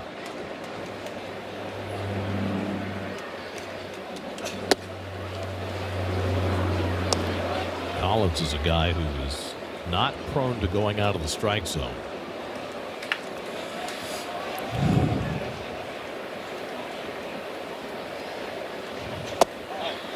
And where'd that ball miss? Yeah, are they out of challenges? Yes. Yeah, so I thought it was a close one. 2-0 to Collins. And he fouls one off the right side. 2-1. The Royals 3 runs and 6 hits. The Mets 6 runs and 7 hits.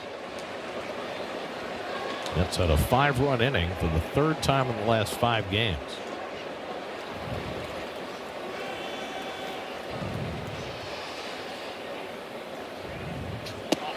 That's away, and Torrens is going to challenge, but no challenges left. This is what happens when you squander them early.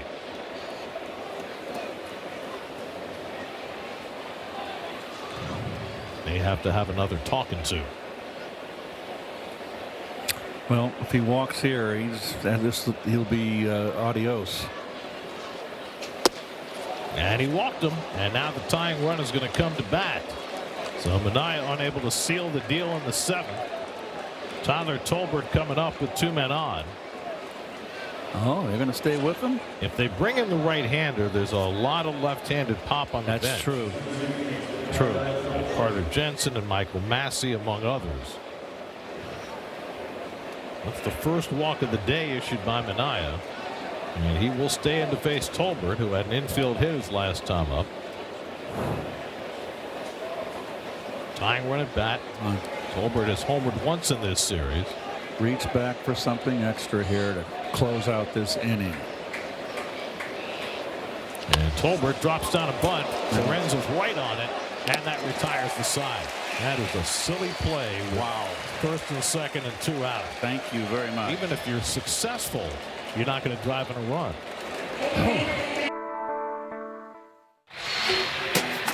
How'd you like to have us over for lunch? No, really. You could win a catered pregame meal with the SNY crew right at your home. Scan the QR code to enter SNY's From TV to Table contest today. Yeah, you want, especially with my neck. We have to bring our own napkins. Sean Minaya goes 7 for the first time this year. Mets with a 6-3 lead as we go to the bottom of the 7th. Beck Way is in to pitch and throws a strike to Juan Soto. Way was the winning pitcher in the first game.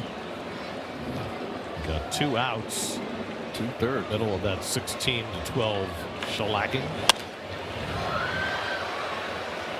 Soto's walked twice and scored a run. Just 1 hit in 9 at bats in this series. That one was a 3-run homer on Tuesday night. Lucas Erceg worked an inning and a 3rd in relief. No runs, 1 hit. Meanwhile, the Mets with 6 runs on the board. Mets have scored 6 or more in 5 straight games. The last time they did that was July of 2024. They were revving up their OMG season. Drive to deep right center field by Soto. Back goes Caglione for a look, and it's out of here. Juan Soto with his 2nd home run of the series, his 21st of the year. And it's 7-3 New York.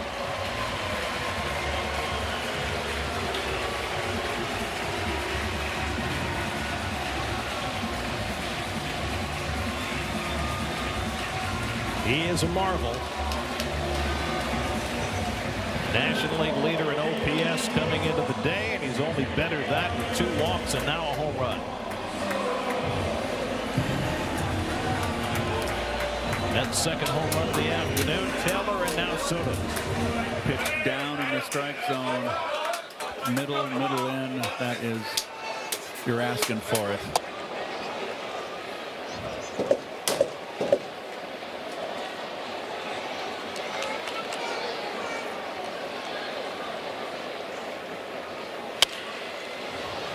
Bichette pops it up into shallow right. In comes Caglione to call. 1 out.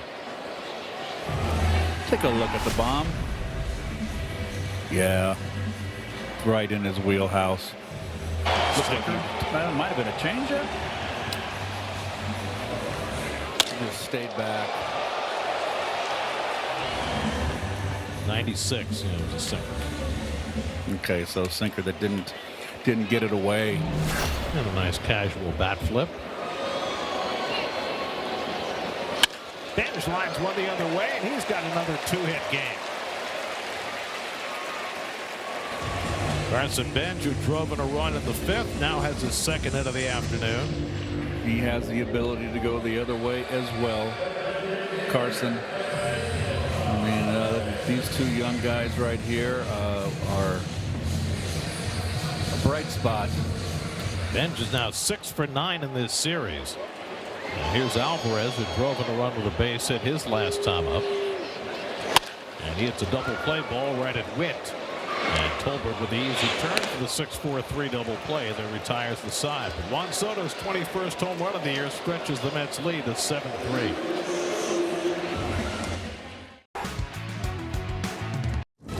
Hey, it's Gary and Jerry. Mercedes-Benz postgame live on the way. Plenty of offensive stories we'll talk about here on the postgame show. Offense, but my story is Sean Manaea and his 7 strong today. Really strong innings. We'll see you guys coming up when you're finished out there at the ballpark, Gary. Those left-hand pitchers, they are just a club, aren't they? Oh, they certainly are. Oscar Brazoban will come on to pitch for the Mets in the 8th inning. They're all a little quirky, you know. Well, you too. Aren't you lefty?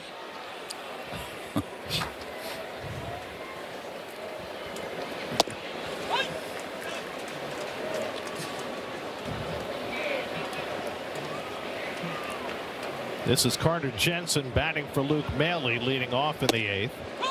Jensen started the first 2 games of the series behind the plate, went 2 for 9.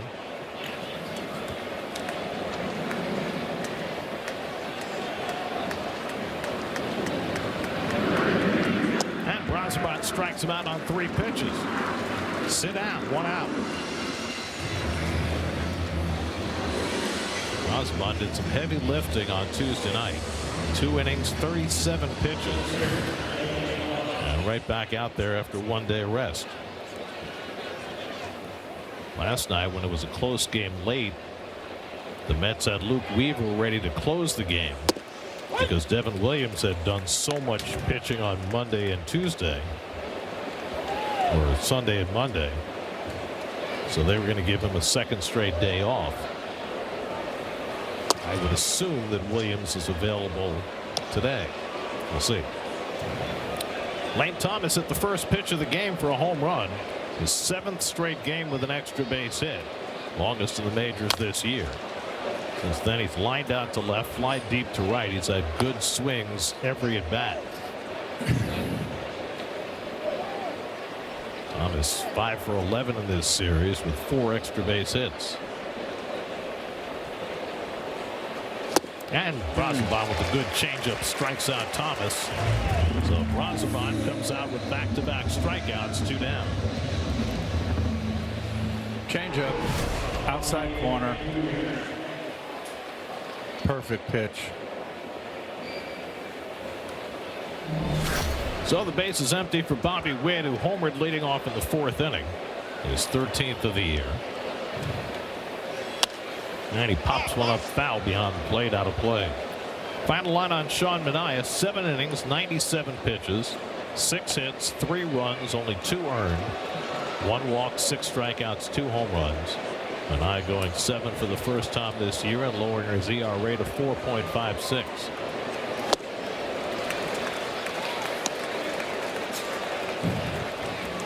Brazoban coming in throwing nothing but strikes. We'll say Quas up in the bullpen.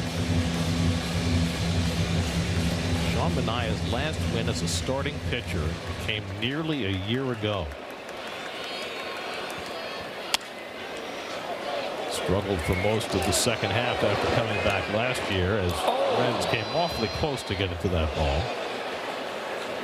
And then the first half of this year used as a relief pitcher. This came very close to being an out, just beyond his reach. Off the concrete. And bricks. Masonry either way.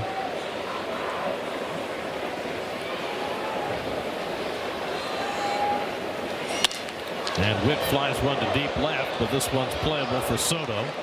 Edge of the warning track. He's got it. Side retired. 1-2-3 for Brazoban. That's up 7-3 in the 8th. Top of the mobile performance. Sean Manaea performed today. Well, it's the best Sean's thrown.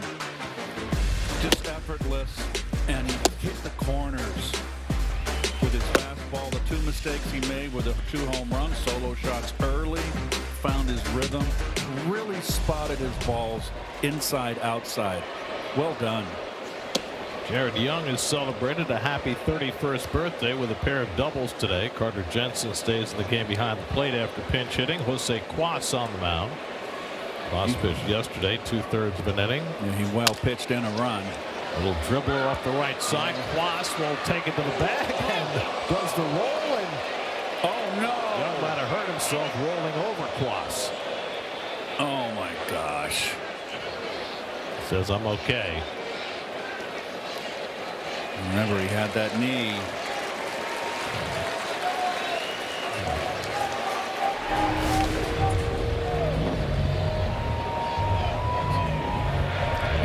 It's a big impediment to go over. Easily jammed that knee or ankle. Gosh. Didn't have to really do that right there. He could get himself killed. Yeah. Just step all over him. And now the Royals trainer is coming out to see if Quas is okay.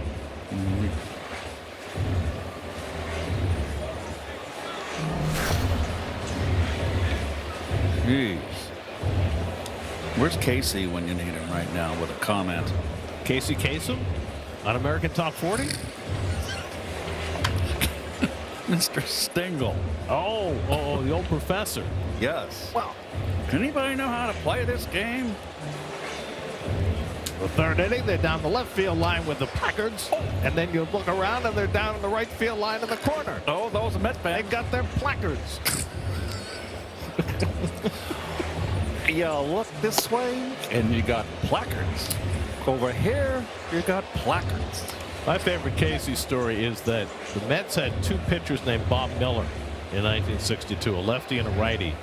And one of them he called Nelson because nobody knew. So one day, Casey calls down to the bullpen, and Joe Pignatano, the bullpen coach, picks up, and Casey says, "Get Nelson up."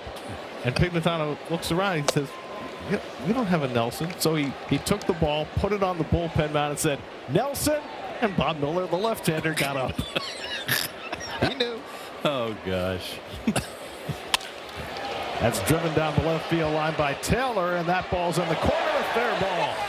And so Tyrone Taylor, who didn't start this game, now has his second extra base hit, a home run, and now a double.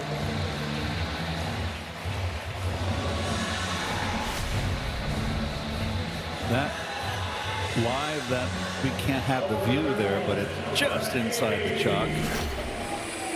Good for Tyrone. Nice day. He's in the game because Mark Vientos got hit on the hand by a pitch in the second inning. So it led to Taylor coming in. It also led to A.J. Ewing playing second base for the first time in the big leagues, which is something I don't know if we're going to see more of, but we might, especially when Luis Robert is ready to play. Here's Beatty, 1 for 3. Single, stole a base, scored a run in the fifth when the Mets scored 5 runs. Beatty now has a 9-game hitting streak, the longest of his major league career. Devin Williams is up in the Mets bullpen. It's not a save situation with the Mets sporting a 4-run lead, but Williams is ready to go.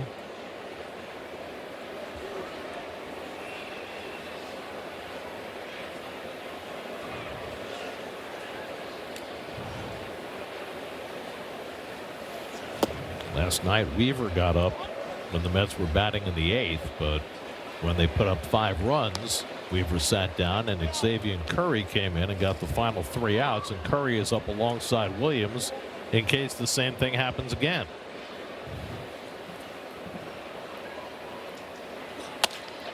Late swing by Beatty, and that goes foul into the seats.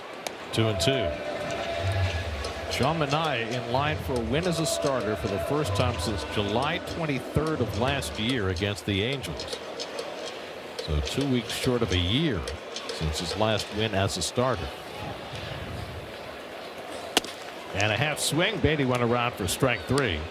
And Quas has his first strikeout, 2 down.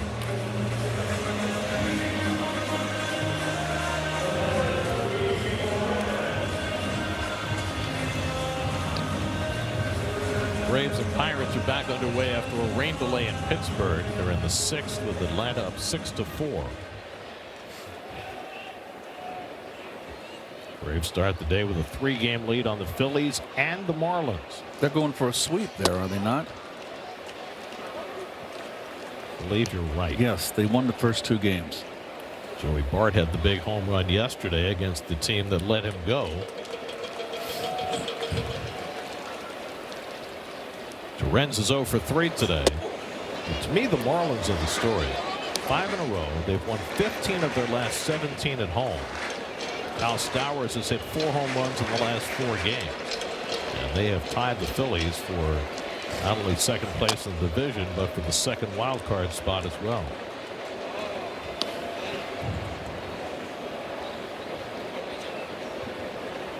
Meanwhile, Washington continues to score runs. It's not just James Wood either. C.J. Abrams now has 67 RBIs. Wow.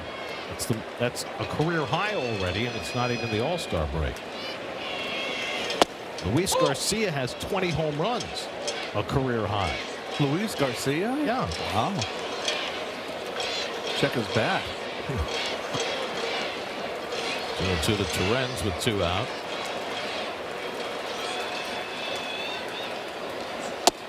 Speaking of before the All-Star break, Pete Crow Armstrong hit his 20th home run last night. 2020 before the All-Star break for the 2nd straight year. Last to do that was Alfonso Soriano back in 2002 and 2003. That's ball 4 to Torrens, and the Mets have 2 men on.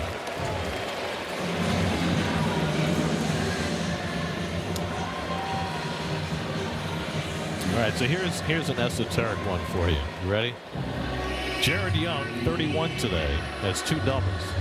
The last Met with 2 extra base hits on his birthday, Luis Guillorme, 2020. Greg Picker's best friend, Luis Guillorme, had 2 extra base hits on his birthday in 2020. Here's A.J. Ewing, 1 for 4 today, 2 on and 2 out. And he swings through a fastball from Quas, 0-1.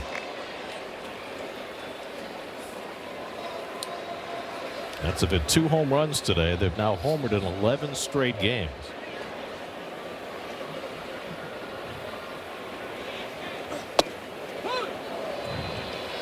Ball 0-2 to Ewing. Soto would be next.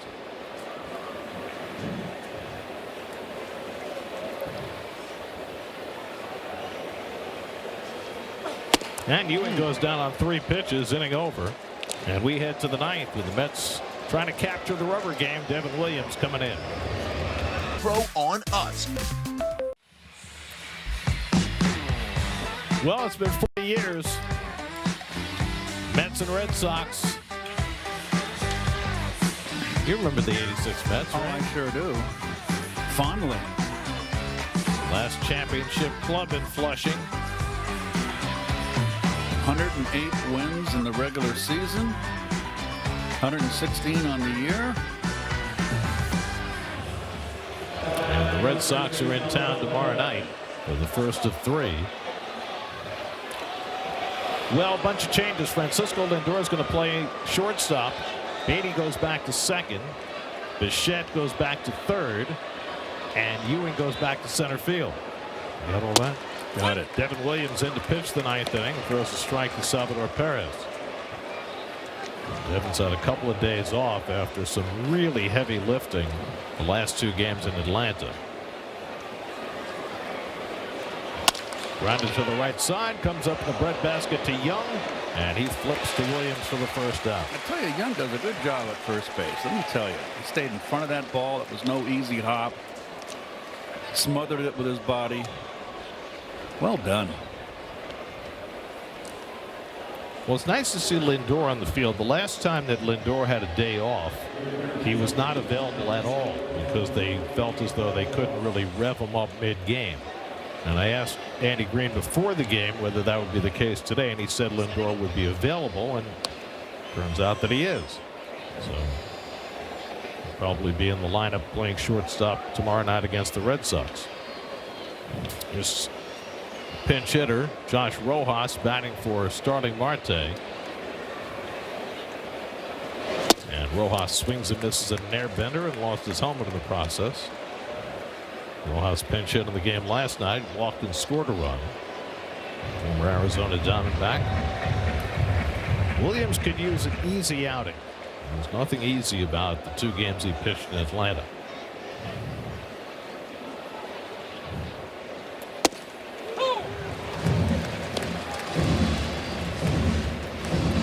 the Sunday game. Gave up 3 hits and a run before nailing down a save, 22 pitches. And then Monday came back and had a rough one. Gave up 2 runs and 3 hits over 2/3 of an inning. Threw almost 30 pitches in that game. On to Sports Night comes your way tonight at 11. Of all the day's news in baseball and beyond. On to Sports Night tonight and every night on SNY. 0-2 to Rojas.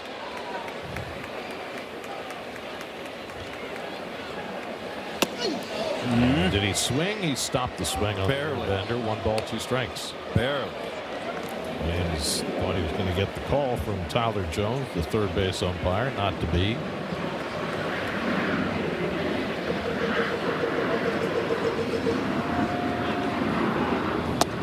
And that changeup is in for a called 3rd strike.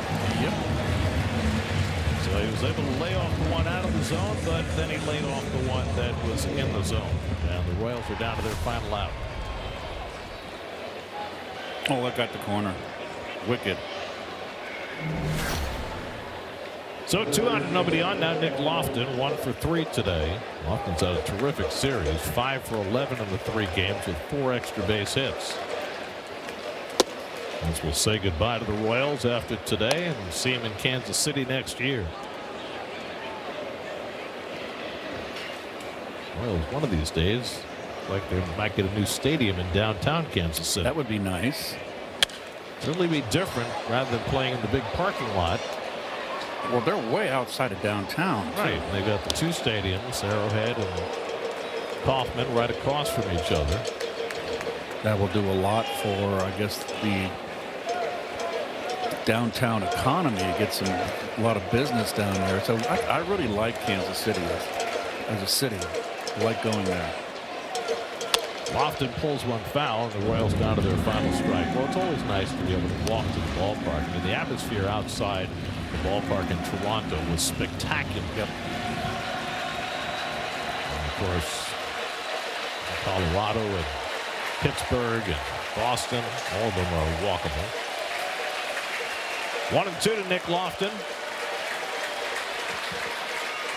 And he lays off 2 balls, 2 strikes. Not a save situation for Williams.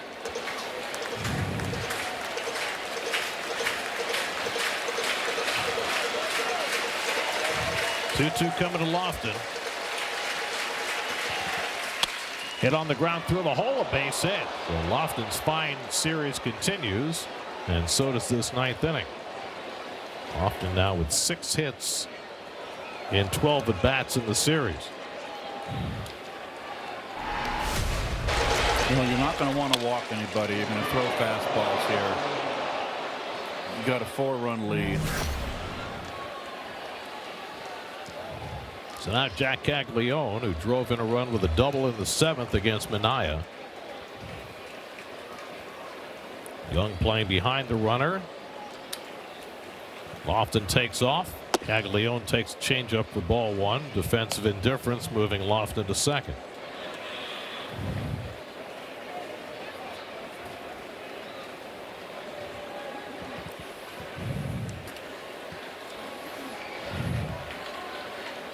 And Caglione fouls back the fastball, ball and a strike. The Mets have now scored 42 runs in their last 5 games. The offense starting to click. They got an outstanding starting performance from Sean Manaea, his longest of the year. They've got Nolan McLean ready to go tomorrow night.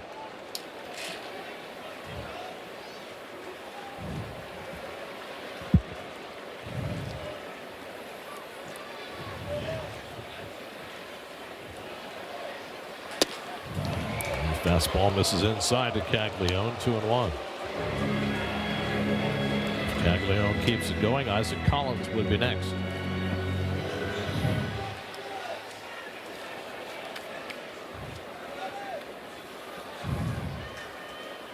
Two one coming, and he lays off the changeup, and now it's 3-1. These non-save situations have really been bothersome for Williams. As an everyday player, it's like, come on, just get us in the clubhouse. It's been a hot day. 3-1. On the ground to second. Beatty's there to grab it. And the ball game is over. Mets take the rubber game on the strength of a 5-run fifth inning. Home runs from Taylor and Soto. Sean Manaea, an outstanding start. The Mets have now won 4 of their last 5 as they beat the Royals today 7-3. Well, very promising start from Manaea. And Soto was 21st home run. Taylor off the bench hits a home run and a double. That big, they batted around in that 5th inning where they got 5 runs. And they take a series from the Royals. So bring on the Red Sox.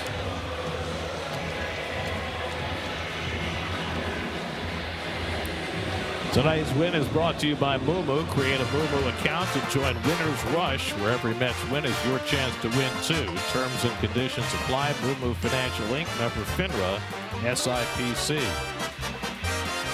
Here's your game summary. Sean Manaea going 7 for the first time this year, getting his first win as a starter since July of last year.